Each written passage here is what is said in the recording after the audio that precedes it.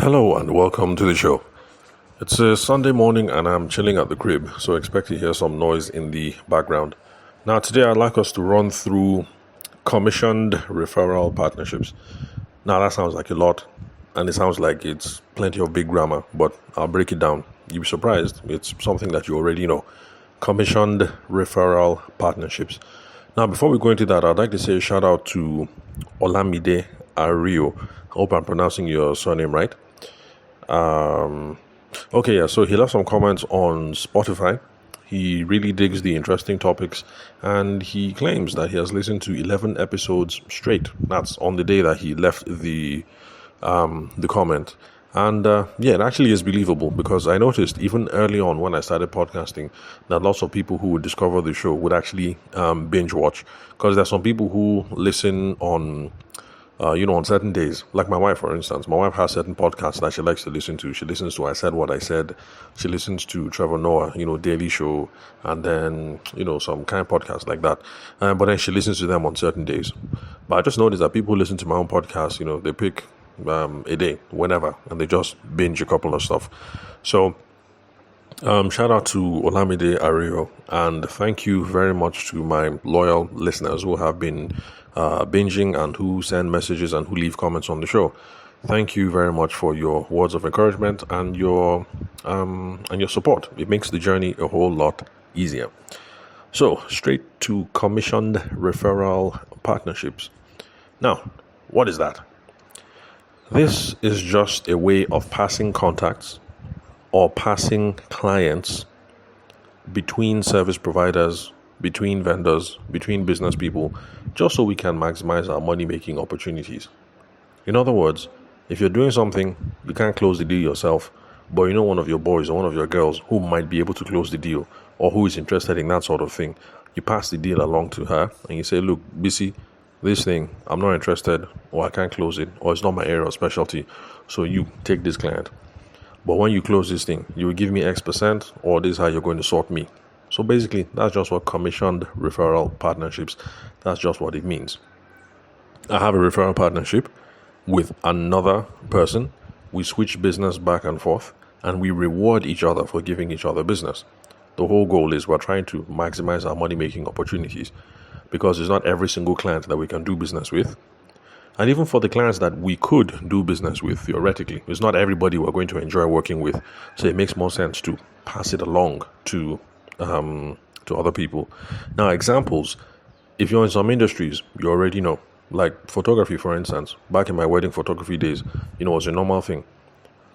Somebody calls you, the wedding is in Maiduguri, and you look at it like, okay, if I build these people and I put flight and everything, anything is not going to work. But then maybe there's somebody that I trained like 2 years back. The guy happens to be somewhere around Maiduguri. If I pass the deal along to him, he can close it at a lower amount and then give me 10%. So, wedding photographers, we've been doing these things for a very long time. You just didn't know that the thing actually has a name and that people actually write about it in business books. So it's an established practice and it's a way of growing your business, increasing your revenues. So, wedding photographers, we've been doing this since day. We've been doing it for a very long time. For me, what I used to do was, because when you're a photographer, people just assume that, okay, photography, not photography. So if I call you up, you should be able to handle everything, which is not the case. So I like things spontaneous and candid. I like finding the magic in everyday moments. But then some people will hit me up and say, oh, I have this fashion shoot, blah, blah, blah. And of course, fashion was not my thing. So it would make a lot of sense for me to call somebody else and say, hey, Bayo, what's up? This person just got in touch. This is what they want. I'm not interested. I can't do this kind of thing. But you know what? If this thing clicks, I beg, I'm broke right now. So if this thing clicks, just give me 5% on it. And of course, Bayo will say, sure, no problem. And then take it, close the deal, transfer me my 5% or my 10% or my whatever. In real estate, people are already used to this kind of thing. They do it all the time. And real estate agents, real estate practitioners, or whatever you guys call yourselves, real estate people, real estate professionals, you guys pass across deals all the time. Sometimes it's because you don't have matching inventory. Somebody reaches out to you. It looks like the person has bar, the person can pay well, but the person wants properties in Maitama, and maybe right now you don't have properties in Maitama. You don't have the location. So you call up one of your guys who actually does have property, or one of your babes, and you say, look, babe, this was going down. This person looks like he's a Khashoggi, and this is what they want. They want Maitama 5 bedrooms. I don't have Maitama 5 bedroom. I don't have Maitama at all. Do you have Maitama? Okay, you have. If this thing clicks, give me 5%, give me 3%, give me whatever. So, real estate professionals, they do this all the time. Location, I don't have the location. Why you take this deal, close it, give me something. Sometimes it's based on price. Now, you know what? This person, they're looking for a house, 3.5 M. The smallest that I have is 5.6. Do you have 3.5? Oh, fantastic, you have 3.5. If the thing close, you will give me 50K, or you will give me X%, or you will give me whatever. Let's see what else. Okay, sometimes real estate professionals, they make these sorts of referrals based on amenities. Like, okay, this person looks like they're a decent client, but what they want is 5 bedrooms. Me, I don't have 5. I only have 3 and I only have 2. Do you have 5? Okay, cool. You have 5. Let me give you the person's phone number. If this thing clicks, transfer 150K to me. That's all I want. Or transfer, how much percent or whatever. So these sorts of things, they happen all the time. And it's something that I'm not recommending it, but it's not something that I'm opposed to. But I did notice, however, that when I started off in business, there were some people who say, no, that, God opened doors for me, so I will open doors for somebody else. So, of course, if there's anything, I'll refer to you, but I don't need anything. And then you now find out that, after a while, the person starts getting angry. And, I'm thinking like, but you say God opened doors for you and you want to open doors for somebody. So you say you didn't want appreciation. So, like, why are you vexing that I'm not appreciating you, But anyway, it's one of the things I'm going to stress in this episode, that if you're going to be engaging in these sorts of things, just to avoid all these kind of misconceptions, all this kind of, people start catching feelings and people getting angry and stuff like that. There's a whole lot that you have to discuss. Excuse me, they have to discuss from the beginning to make sure that everything is going to flow smooth between two of you. Now, the reason why I'm bringing this up is because there's a previous podcast listener who is a real estate professional, but then he's also trying to balance a 9-to-5 career, sometimes 8-to-6 career as a medical tech specialist. So, excuse me, so he's more of a, sorry, one moment. Sorry about that. Yesterday was a long day. Phone calls and podcasting episodes. So, my voice is a little short. Where was I? Now, so the guy, real estate, wants to do a real estate side hustle. Right now, he's currently working as a med tech, so doing plenty of lab work. Now, the problem with lab work is not the kind of thing that you can disappear for like 2 hours and come back. Because if you're doing lab work, you got to do lab work.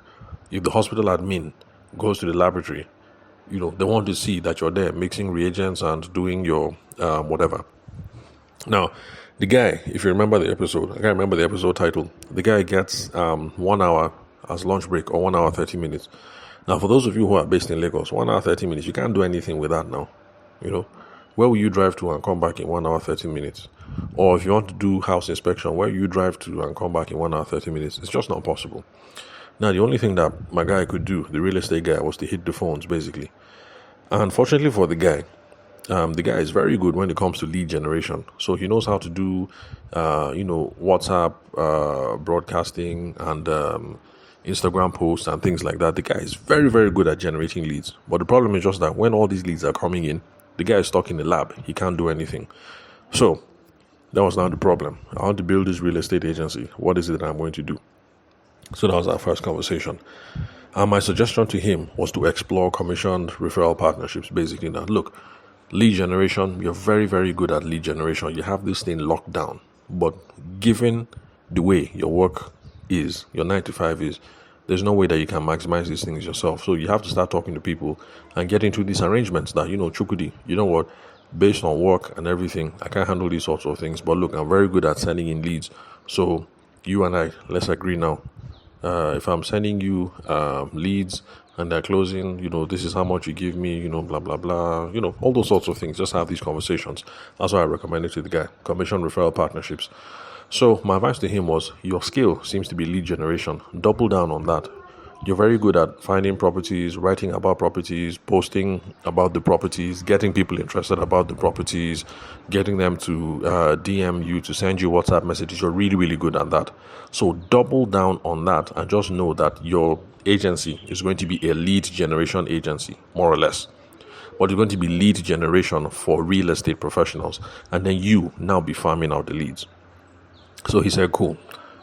Then he gets in touch with me months later to say, everything is working well, but there's been some kind of problems. I'm like, problems? Like what? What's going on? And he said, well, some people try and call up the leads, they take it, they don't tell me what's up. Somebody receives payment, they don't tell me, blah, blah, blah. There's no way to monitor this, there's no way to monitor that, all these kind of things. So it looks like my guy, the real estate professional, the one who works as a lab tech, as a med tech, he was facing the problem that lots of us face in business, which is we run into idiots. And that's just a basic factor of life. All of us will run into idiots. If you're involved in business, look, it's not even a matter of business. When I'm in the church or in the mosque, when I'm in the office or departmental meeting, or even if it's common neighborhood, you will live in the same estate, you will always run into idiots. So that is a basic fact of life. You can't run away from them. But the fact that we're going to everly run into idiots does not mean we should stay away from running certain kinds of business. We just need to make ourselves idiot-proof, so that the idiots will either fade away, or we set up systems and processes that make it easier to deal with the idiots and to deal with all these people who have refused to be trustworthy and who have refused to be above board when it comes to running businesses and running partnerships. So my own suggestion to him was this: okay, yeah, it's hard to monitor some of these sorts of things when you agree to the referral, to the terms of what the commission referral partnership is going to be. But then there's a problem when it comes to handoff, because you hand over this customer to the other person, but then there's no way to keep in touch. So I just told him that, look, this is one way that you can do it. You just keep in touch with the client after handoff. And I was like, how? And I told him, okay, this is how you do it. This is the simple scope. Yes, you hand over the client's detail, but nothing stops you from reaching out to the client later on to say, hey, what's up now? How you doing? Is my guy taking good care of you? Is my babe taking good care of you? How did things work out? Which property did you select? Were you happy with it? Is everything good? That is the scope of the conversation. Let me repeat. You've handed over the customer to the other person, but you will still reach out to the initial client again that you handed over. And just keep it simple. Just keep it conversational. So yes, you're trying to police what's going on, but they don't have to know that you're trying to police. Just keep it conversational and then keep it value add. Also, because with these kinds of questions that you're going to ask, if there's a problem with the referral partnership, you're going to know. Because it's possible that your guy is not, maybe he's even paying you the money, but he's not taking good care of people. Because it's possible that he's showing them houses that seem to look okay, but then they move into the house and then everything is falling apart. That kind of thing is bad for your business. So you need to know what's up. It's not just a matter of, is this guy giving me my commission? Is this babe giving me my commission? That's not the only thing you have to be paying attention to. You also need to know, is this guy, is this babe that I'm referring business to, is this person taking good care of the clients? Because if they're not, it's something that is going to seriously F up your business. Because that's the whole point of being good in lead generation. Handing over leads to somebody else, they close the deal, give a terrible customer experience. At the end of the day, the thing will wash back on all of you. It's all of you that will look bad, even though it's the other person that screwed things up. So again, this is the scope of the conversation. You just reach out to the customer. It's a normal phone call, normal WhatsApp chat, normal SMS kind of thing. The scope or the flow is just, how you day? Is this guy taking care of you? Is this babe taking care of you? Did you eventually go with this person? What kind of house did you get? Okay, correct. Hope everything is good. All the amenities were okay. You've not had any problems, ba? Okay, no problem. I just wanted to make sure you are okay. Now you have the information that you need to police the other person. To now say, look, guy, you close this deal at 10M. Where's my 10%? Because now you know for a fact. But even if the guy paid you the 10% of your 10M, at least now you know to start saying, look, guy, you're messing up my good name. I handed over this person to you. The person has paid, But initially, you guys agreed that you handle renovation. You didn't handle the renovation. Now the client ended up doing the renovation themselves. Oh boy, why you do this kind of thing? Like you're messing up my name. You're soiling this partnership. Now you'll be able to have this conversation. So it's not just about the commission. You need to be policing on a whole bunch of stuff. So always reach out to the customer. How are you doing? Did they take good care of you? What did you guys agree? Which property did you select? Okay. Was it fair price? Is everything good? Was everything like they said they would? Do you have any problems? Just that's the kind of conversation. Now, unfortunately, the only advice that I can give for now, because remember, my area of specialty is just sales. My area of specialty is not leadership, it's not team building, it's not any of those things. So from a sales perspective, the only thing I can say is, look, when you go through this whole process and you discover an idiot. So if you do business with Chukwudi and you see that Chukwudi is an idiot, or you do business with Kemi and you see that Kemi is an idiot, or you do business with Adeni and you see that Adeni is a bastard, this is what you do. Ignore the idiots, ignore the bastards. It's just a necessary cost of doing business. We will always run into idiots. That one is standard. Very, very standard. There's no business you be involved in that you will not run into an idiot. Oil and gas, they'll be there. Real estate, they'll be there. Business consulting, they'll be there. Wedding photography, they'll be there. Even if you're just selling suya by the roadside, they'll be there. You'll run into idiots. So the thing is, when somebody shows you their true colors, thank them that they have shown you the true colors and then move on. Don't try and make this thing work if it's an idiot. Because if somebody is going to shaft you when it comes to small opportunities, think of what the person will do when it's bigger opportunities. It's something I learned very early because there were some runs I was doing in uni, and then I had a partner, and when we ended up doing everything, the guy left me holding a bunch of debt at the end of the day.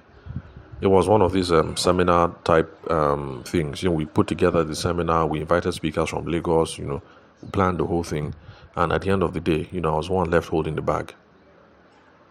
The speakers were taken care of. The other guy that should have been my business partner, he was taken care of. We paid off all the speakers, But then there were some small vendors that were now owing money to, like the food vendor and stuff like that. So we sat down to do reconciliation, and as far as that guy was concerned, it was like, look, that he doesn't know what the problem is. So I was the one that was left holding the bag.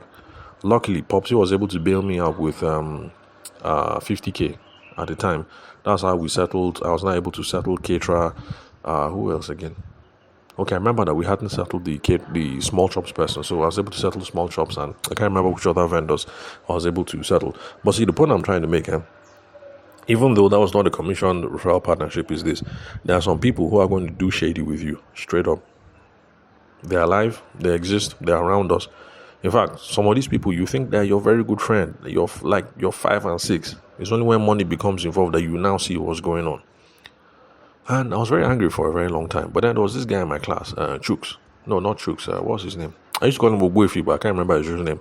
Now, even though Ogbuefi was our classmate studying law, Ogbuefi was also doing some things. Ogbuefi used to buy Jincheng, motorbikes, and import them and sell them in the north and stuff like that. So Ogbuefi was a big boy, like certified big boy.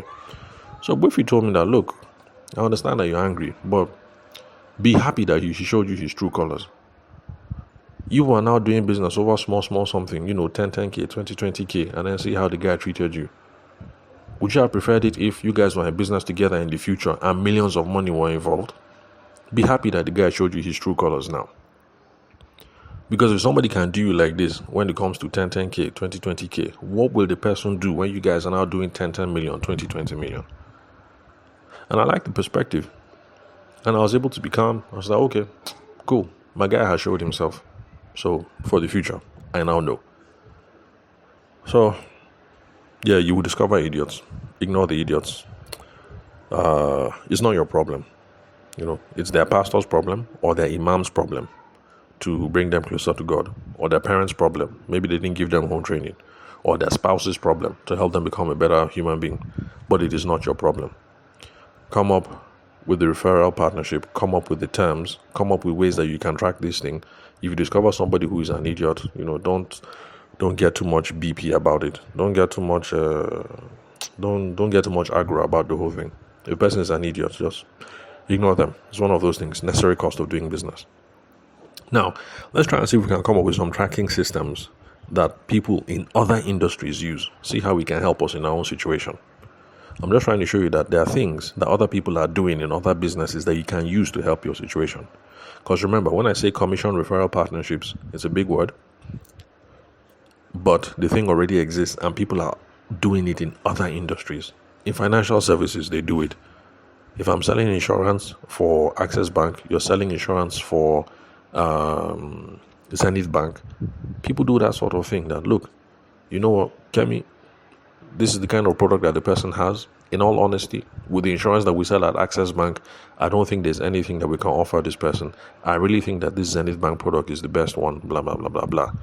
But I beg, I can't just give you this thing like that, So just take it. If you can close the deal, I beg from your commission, just send me like 80K, send me like 120K, something like that. People that do these things all the time in financial services. Like we've already explored how they do it in real estate. Marketing and advertising companies, they do this thing well. Well, especially back when I was in Lagos. I'm not sure about now, but they used to do it well.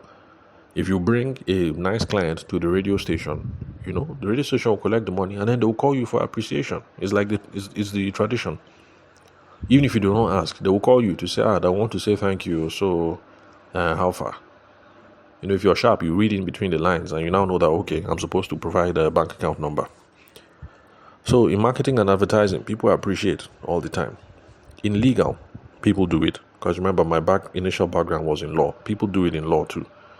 If your specialty is, election tribunals, but somebody comes with an oil and gas matter, if oil and gas is not really your thing, you should prefer election tribunals to be collecting millions and millions from politicians. You now call that your classmate who specializes in oil and gas and say, look, this is the deal. This thing has come in. This is how much the thing is going to be. It is not something I have the skill set to do. Will you do this thing and then this is how much I'll give you, I'll keep the rest. Or go ahead, take this thing. If you're able to close it, make sure you transfer me 10%. But lawyers do that. So it happens, different industries. And now let's look at ways that people use to protect themselves. There are some industries that use referral codes. So anybody that goes to Chukwudi, when you go to Chukwudi, give Chukwudi the referral code TX1 or something. From that referral code, that is how you're going to be able to track how many people are you sending to Chukwudi, how many people are you sending to BC, how many people are you sending to Adekunle. So, people use referral codes in different industries. A referral code is for a particular partner, maybe in a particular area, maybe in a particular, like some of these people who have been handing out flyers in Abuja. I've noticed that some of their flyers have specific referral codes so that the person who is calling in to buy the house at the end of the day, the person who owns the real estate business will know which particular real estate agent that they spoke to. So let's say like now I'm a real estate agent. My name is Tavishima. So maybe my own referral codes will be from T1 to maybe T500. So the person that owns the real estate company, when the customer comes in and they're trying to use referral code T238, they'll now know that, okay, the person is the 238th person who spoke to me, Tavishima. So referral codes, people use that. Then in the online space, people use dedicated landing pages to try and track where referrals are coming in from. Then let's see what else. Okay, good CRM practice as well. Everything is recorded in CRM, so it's a good way to know where things are moving. So if you put it in your CRM that this person, Chief Adebisi, spoke to you, and you handed Chief Adebisi over to Chukwudi, put it in CRM, and then you put the next you schedule the next follow-up date so that you can get in touch with Chief Adebisi and also get in touch with Chukwudi to know how things are going on. So people use CRM. But basically you can see that if you just go and do some small research, how are people in XYZ industry doing commission referral partnerships? Go and Google it, or go and use Gemini, or go and use ChatGPT. Some things will come up. You'll be able to see some things that you can now take and apply to your own industry. So that if you're a medical doctor, maybe you specialize in, cancer or something, but then you're referring kidney issues out. People who need to do kidney things, maybe kidney replacement, dialysis or whatever. you'll be able to find out, okay, there are some tactics or there are some systems that people are using in other industries. We can now apply this in the medical space, and then you'll be able to now track the referrals. Okay, we're almost at 30 minutes, so let me wrap this up. Let me bring this to a close. Okay, like I said at the beginning of the episode now, the problem is, apart from the fact that they're idiots, sometimes the problem is that we don't we don't discuss all the expectations ahead of time. So sometimes actually it's a big problem. So yes, there are times that definitely Kunle is a bastard. But apart from the fact that Kunle is a bastard or that Kemi is an idiot, the problem is also that I did not discuss with Kunle or I did not discuss with Kemi ahead of time, and there's some things that we did not discuss. So when the thing came up now, Kunle was using idea, and then me, I was having some kind of expectations. And of course, Kunle is not a mind reader. So since he didn't read my mind, and since he didn't know what I expect, he just did what he thought was right or wise or expedient at the moment. So there's some important matters that we need to be discussing. On the commission, we need to be very clear. So Kunle, Kemi, this is the idea, this is the scope. Are you interested? Well, of course now. I'm down. Okay. So how are we going to do this thing now? Is it going to be percentage? Or is it going to be fixed fee? Because it's possible that when you call Kunle, you said, "Sure, you sort me." And Kunle was like, "You're my guy now. Of course I will sort you." But you did not discuss that. What does sorting mean?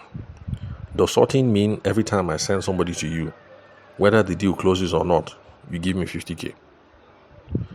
Or when I send someone to you, it is only when the deal closes that I will give you 50K? Or if I send someone to you, only when the deal closes, I'll pay you 10% or 5% or 12%. We need to have those conversations. So we can't keep having these conversations where you call Kemi, you tell Kemi is interested, and you say, "Okay, no problem." And then Kemi says, "Okay, cool, no problem. I will sort you." What does "I will sort you" mean? Is it percentage or is it fixed fee? Then the payment schedule. When are you going to be paying me? Is it when I send you the contact that you transfer my money? Or is it when the deal closes that you transfer the money? Is it when the customer has paid deposits that you transfer the money? Or is it when they have paid in full that you're going to pay the money? Will you be doing it immediately? Or is it at the end of the month you just transfer everything in bulk? Payment method itself. Are you going to be bringing cash to my office? Or you're going to be doing bank transfer? Which bank account are you going to be sending it to? We need to have all these discussions. You can't just say, "Kemi, you understand now, sure you sort me." And then Kemi says, "Of course now, you're my girl, I got you, I will sort you." What does sorting mean? Then, you guys also have to agree, how are we going to be tracking these things? Like the real estate agents that are handing out flyers in Abuja that have referral codes on it. You guys need to agree. Okay, we'll be doing referral codes, so that we'll be remembering. So when the person comes to you with this flyer or with this whatever, and you look at it, I now know that, okay, this person came from you. How are we going to be tracking these things? How are we going to be reporting these things? Are you going to be calling me every two weeks to let me know how far? Am I the one that should be calling you every two weeks to find out what's up?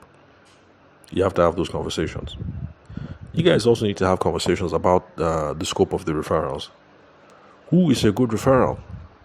Because there's some people who enter into these kind of arrangements, but then they get very angry. They'll be like, "Look, Tavishima, all these people you're sending to me are rubbish now. Like, what am I supposed to do with this thing? This person doesn't have money. This person doesn't have sense. This person. How you say this kind of thing is a referral? And you want me to pay you for what?" So you need to have these conversations. Okay, I'm down. We can do it. But please, only send me people who look like this, who sound like this, who talk like this, or who live here, or who have this amount. Ask, so that we're even clear on what is a good referral. Then the question of whether this thing is going to be exclusive or not.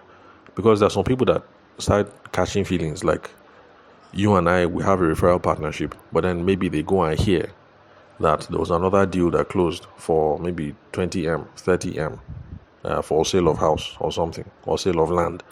But that you gave the deal to, maybe you gave the deal to Adebisi, and then Kemi is now angry. That, look, I thought you and me, I thought we were cool.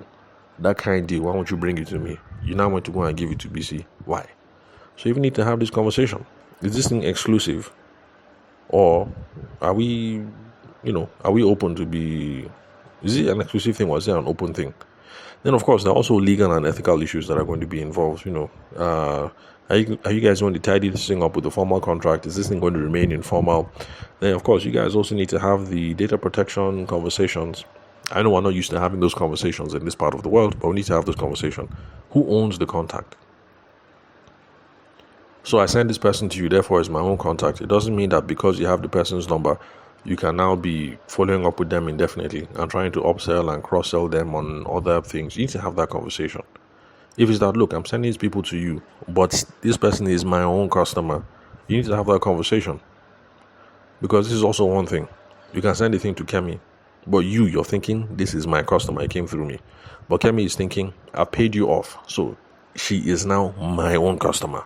So for future jobs that I'm going to do with this person, I can upsell something, I can cross-sell something, and I don't have to give you money again. You guys need to have that conversation.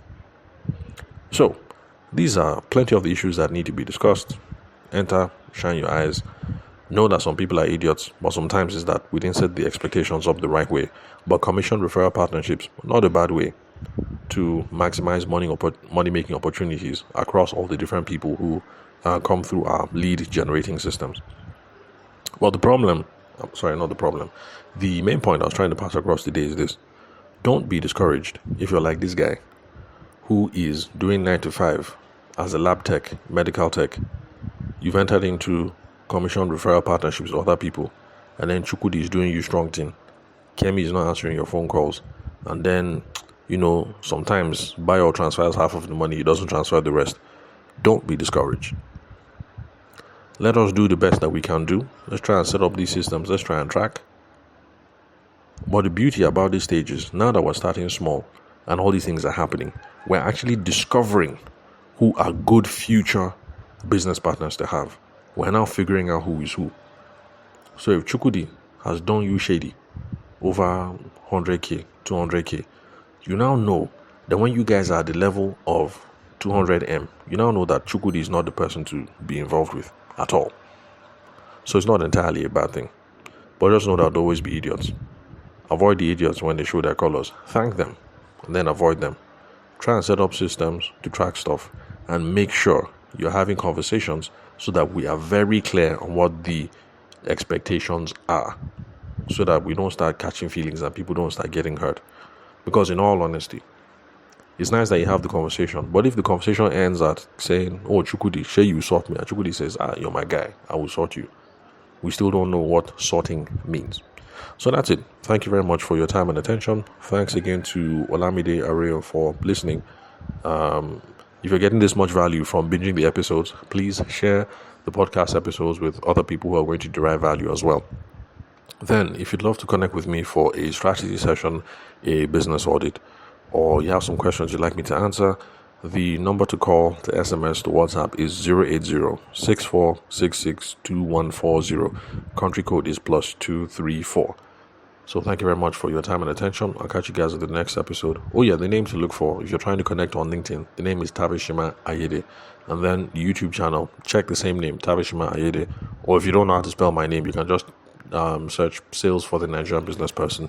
The podcast will pop up on YouTube. So I'll catch you guys at the next episode.